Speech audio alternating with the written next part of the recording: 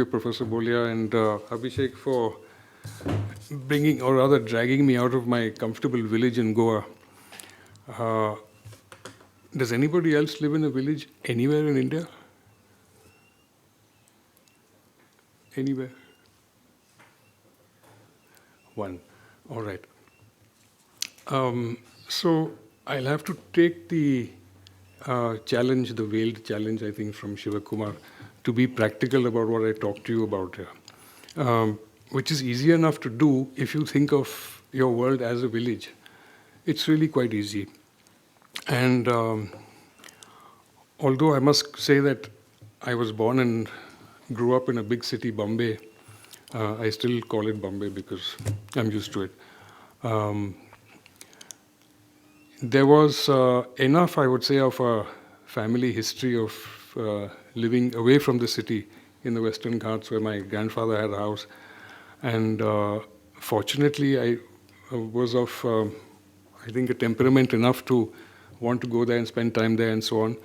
And managed, I think, to balance both the pressures and the pulls of the city with something that was deeper, which I had neither words nor concepts for, which have been amply supplied by Shivkumarji. But certainly, I completely agree with what he says, that even if you don't have the words and the concepts for it, and even if you haven't been instructed in it, it exists in you, and it will exercise its power. And I think that's what happens.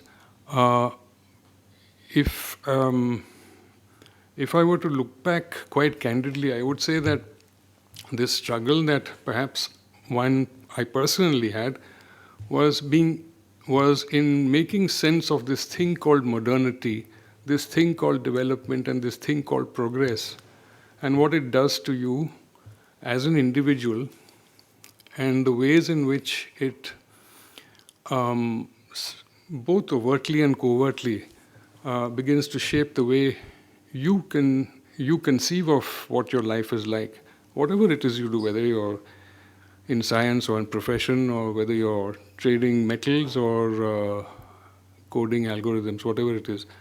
And I think this is something that is, as he said, it's very useful to be able to have this theoretical underpinning, if you're lucky enough to have got it in so concise a fashion, because it helps you to think things through.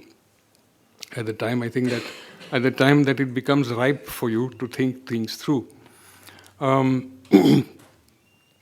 That said, I think that moment of ripeness for me is when I somehow magically got yanked into this United Nations world.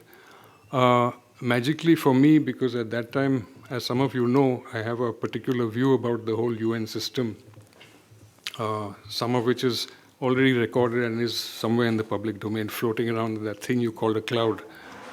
But I'm saying magic because, when you're 20s and your 30s, you're looking at this sparkling constellation called the United Nations with a mixture of awe and envy. You're looking at it in awe because it represents something that is greater than the public system plane that we are talking about here. It represents something that's even greater than that. It appears to be, and it behaves like it is. It certainly sounds like it is in all 5 languages. And you're wondering, I'd love to be up there. How do I get there? Of course, you have no idea what you'll do there, but it's a magical world somehow. And in the 20s and 30s, certainly that is something that appealed to me greatly, because I spent about 15 to 16 years in media, in the press, I would say. That was a time when television was just beginning to make its mark. And as a result, we did have a lot of, those days we genuinely had foreign editors who would look at what the UN system put out and occasionally put that into our foreign news pages. But once television took over as the primary media vehicle, the the concept that slowly began to make its way into the public mind was something called global governance, which we never heard about before. We hardly ever heard about governance. But here was something that was doing global governance. And that's when this sparkling, magical, enchanted world of multilateral systems and the United Nations seemed to be somewhat more within reach. And it really did seem to have the ability to put into flesh and blood all these modern, very enticing concepts that we had, which were progress, development, empowerment, and so on. And I have to say, I went through that whole seduction with a rather uncritical mind. Even though I must say that I was part of the movement against big dams, and I still am, and I was part of the movement against genetically modified seeds and organisms, and I still am. And certainly I'm part of the movement against the privatization of the commons, still am, because I live in a village. I don't want to see it turn into an SEZ, and so on. So I think what did happen is that the generation that grew up in the 70s and 80s, we were very much influenced by the ideas of good and bad, right and wrong, especially where these impinged on what we began to call and what we became familiar with as ecology, environment, nature, natural spaces, and natural, or rather traditional ways of living, which then became more finely focused into what I certainly came to understand as traditional knowledge, with all its different synonyms: traditional ecological knowledge, living wisdom, and so on. And then what we today see as knowledge systems, including Indian knowledge systems. But I make an emphasis on knowledge systems because until 2023, for 14 years, I worked with UNESCO Asia, and we did call them knowledge systems. I prefer to call them knowledge systems. The UN and the UNESCO had a complicated term for it called intangible cultural heritage. But it's much easier to call it knowledge systems. It comes to the same thing. And so this was a way in which you kind of saw the grasp of the international organizations with their whole constellation of concepts, even bigger than the ones that you just drew, even bigger than that, which in a way seemed to describe the known world. The known world as in the known modern world. And I think it represented, especially for people who were, let's say, young adults in the 70s and 80s, it represented a kind of systems thinking which was simply not available, or appeared not to be available in India to us. And therefore, it was attractive. I'm saying all this in order to present to you, in fact, the primary actor. One of the reasons I'm giving this short briefing here is because I said to Professor Bolia and to Abhishek that I'll give you a summary description of the landscape as I came to know it from 1990, and its actors and what they did. And this was the primary actor. We didn't realize it at that time with the kind of something approaching clarity that we do today, but it was very much there at that time. The creation of reservoirs, going back even to the middle of the 19th century, so the decades of the 1850s and the 60s, the bringing of the railways, the erecting of the telegraph lines, all these were part of the apparatus and symbols of modernity towards which we were pushed, we were nudged. Nudged, by the way, has become a term of abuse or an adjective all by itself. And we were either yanked, kicking and screaming into that direction, and basically modernity was thrust down our throat with the power of 400 horsepower locomotive. And one of the I think the reflective moments that I was able to have, or series of reflective moments that I was able to have during the last 4 to 5 years, is that perhaps we as a Laukika set of nodes and edges have not still come to understand what that turn in society that began in the mid-19th century meant to us.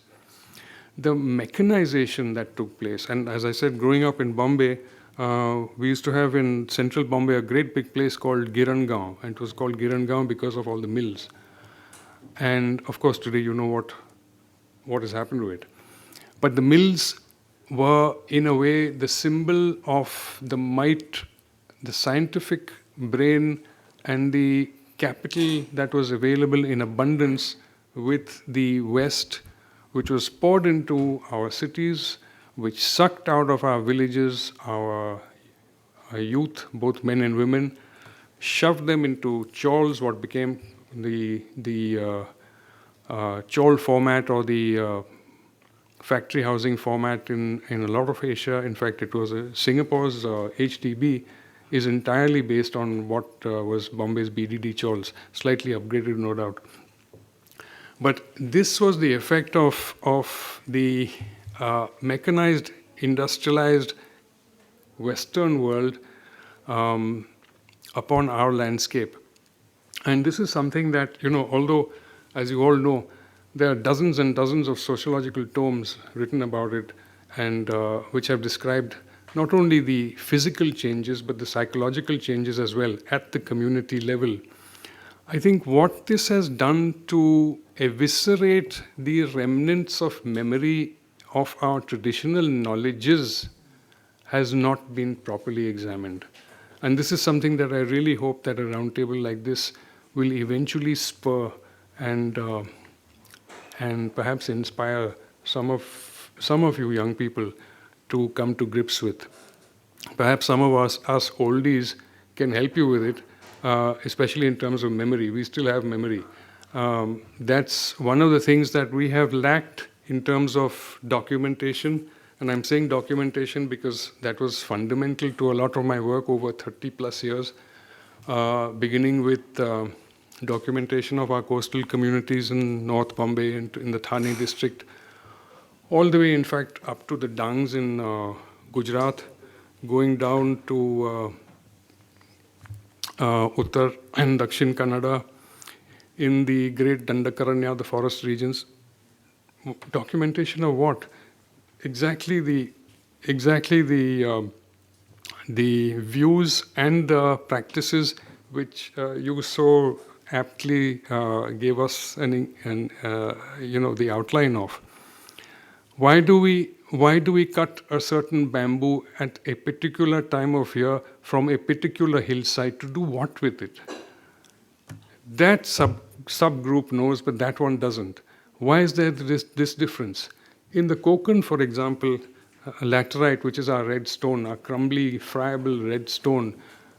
Crumbly and friable, yes. Porous, yes. But we still use it to build our houses. We still use it to build our bunds, which line our rivers.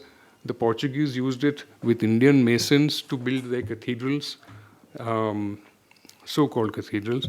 They're nothing like the cathedrals of Europe, and to build the forts. So an apparently unsuitable material somehow made suited for the conditions, tropical climatic conditions as they are, to become literally as hard as loha when it needs to be. How did they do this? We know how they did. It's not even written down. It is basically oral history which has somehow remained preserved generation after generation. But if we don't document those still in possession, those 80-year-olds still in possession of it, who will speak a kind of dialect of Konkani that Sushant won't even understand, then we have lost it. And if we lose that, then that is an indication of what else we have probably lost already in massive amounts and what we are still likely to lose in the next 4 to 5 years. And this is something that, in a twist of irony, UNESCO pulled me away to do in other countries. I couldn't do it in India because of those peculiar UN conditions. And even if I could, or rather, even if I would have, didn't find the backers. As Professor Bolia said, it would have been impossible 15 years ago to have this kind of roundtable, but it's still impossible to do this level of documentation in India. Why not? We have the people, and we seem to have the money. Anyway, I think it's well overdue. But when it comes to the actors, as I was talking about, who are in the space of culture and heritage, and I'm using culture and heritage in the widest possible sense of both the terms, not in terms of the formal arts only, and not in terms of the built heritage only, those which become part of a monuments list, but in terms of everything that represents a tradition, a practice, whether it is a household practice, whether it is a ritual, whether it is considered to be a formal requirement for initiation, whether it is a rite of passage. Those are as much part of our culture and our living heritage as, let's say, Bharatnatyam or Kutiyattam, for that matter. And this is something that I think, coming back to our central topic, which is public systems and therefore the state, I think that this is something that the organs of the state, those that have been formally mandated with being able to define culture and give it shape and substance and give it the kind of budgetary support and therefore the visibility that once gave to India the Festival of India, which was taken around the world. I think this is something that once again was from the start too narrowly conceived, and it has remained within those narrow confines for probably over 40 years.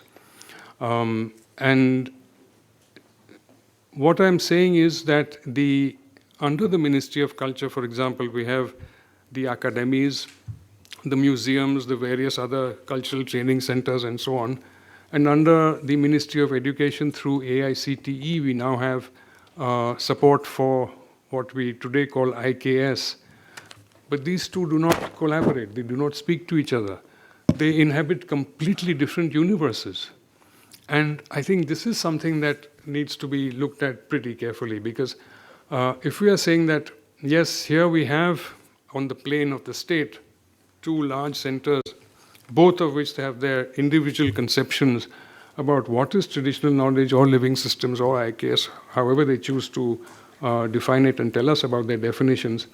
If they don't speak to each other, then the chances are pretty good that our communities down the line, which you spoke of, will take their cue from them and similarly not speak to each other. And I think these are the gaps in between concepts that need to begin to be bridged by something like this. Well, I hope that's given you enough food for thought for what is to come, and thank you very much.